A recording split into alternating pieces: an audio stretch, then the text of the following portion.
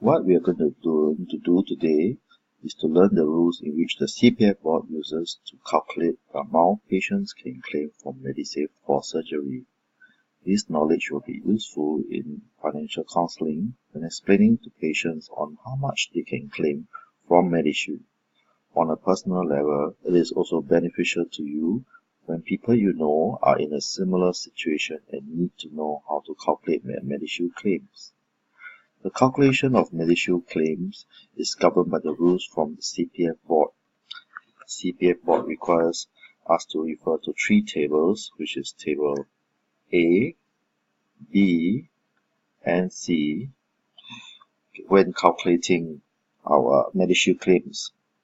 It is easier to start with table C, then table A, and lastly table B.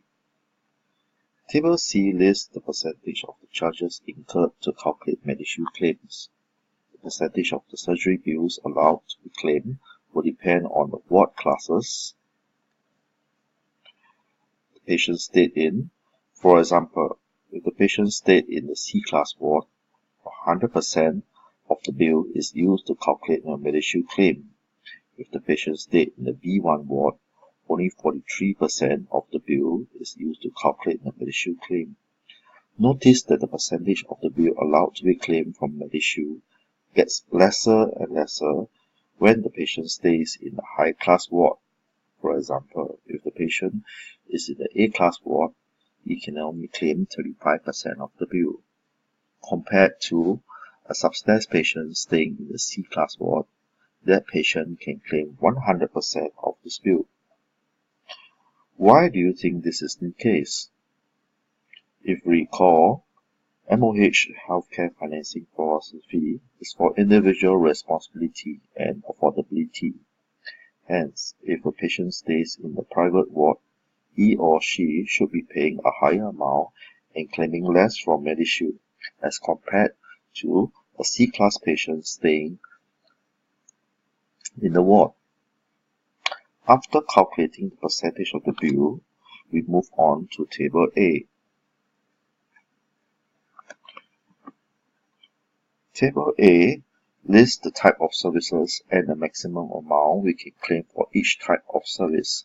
Therefore, if a subsidized patient stays in the ICU for 3 days and a C-class ward for 10 days, he can claim a maximum of 900 times 3 or 2007 for his stay in ICU and 450 times 10 or $4,500 for his stay in the C-class ward.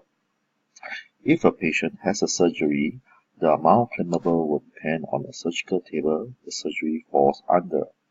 For example, if the patient had a hip replacement surgery, then this surgery is categorized as table 6 under the table of surgical operations.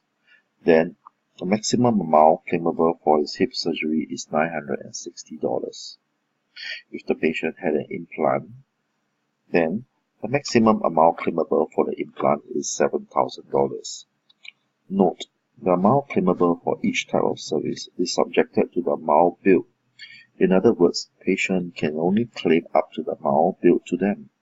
For example, if the implant billed to patient is $5,000, then the patient can only claim $5,000 and not $7,000. On the other hand, if the amount billed for implant is $8,000, the patient can only claim $7,000. This applies to the other type of services billed as well.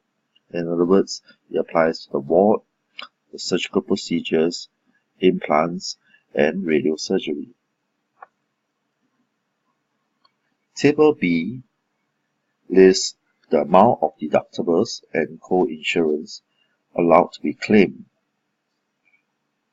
Medishield has deductible and co-insurance features.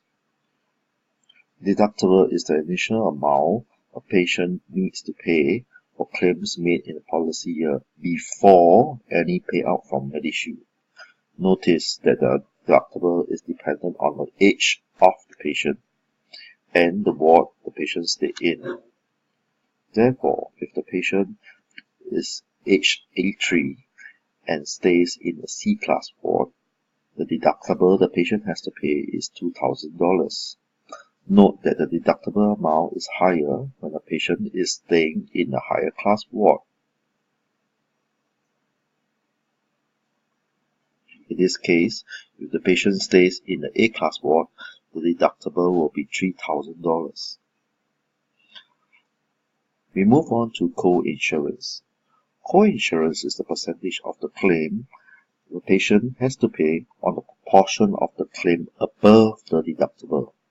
In other words, calculation of the co-insurance amount is based on the claimable amount above the deductible. To continue from the example given previously, if the bill amounted to $3,000, the patient has to pay a deductible of $2,000. That leaves a remainder of $1,000. So, the patient has to pay a co-insurance of 20% of $1,000 or $200.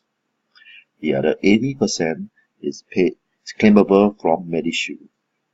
The co-insurance amount ranges from 10% to 20%, depending on the size of the bill. Before we end, reflect on why are patients required to pay part of the surgery. This requirement for patients to pay part of the cost of the surgery was established to keep the cost of Medishield premiums low and to prevent excessive claims by making patients responsible for their health care treatment. You can practice calculating the Medishield claims using the Learning Trigger question for problem 4. Have fun, and remember, the more you practice, the better you become. Soon, you'll be an expert in calculating Medishield claims.